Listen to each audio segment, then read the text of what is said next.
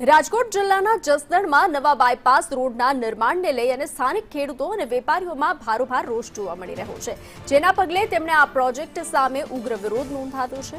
આ વિરોધના ભાગરૂપે ખેડૂતો અને વેપારીઓએ એકત્રિત થઈ અને પ્રાંત અધિકારીને આવેદનપત્ર પાઠવ્યું। તેમની મુખ્ય માંગ છે કે નવો બાયપાસ રોડ બનાવવાના બદલે વર્ષ 1982ના જૂના હયાત બાયપાસને જ ડેવલપ કરવામાં આવે। સ્થાનિકોનું તર્ક છે કે નવો બાયપાસ બનવાથી તેમની કિંમતી જમીનનો અને મકાનો રોડ કપાતમાં જવાની મોટી ભીતિ છે, જેનાથી તેમને આર્થિક નુકસાન વેઠવું પડશે। આ સાથે જ તેમણે સરકાર સમક્ષ એવો પણ મુદ્દો ઉઠાવ્યો કે જૂના રસ્તા વિકાસથી સરકારી તિજોરીને બિનજરૂરી આર્થિક નુકસાન પહોંચાડવાથી પણ બચી શકશે। આવેદનના અંતે ખેડૂતો અને વેપારીઓએ ચીમકી ઉચ્ચારી છે કે જો તેમની આ માંગણીઓ વહેલી તકે સંતોષવામાં નહીં આવે તો તેઓ આગામી સમયમાં ગાંધીનગર કૂચ કરી અને ઉગ્ર આંદોલન કરશે। ભારત માતા કી જય।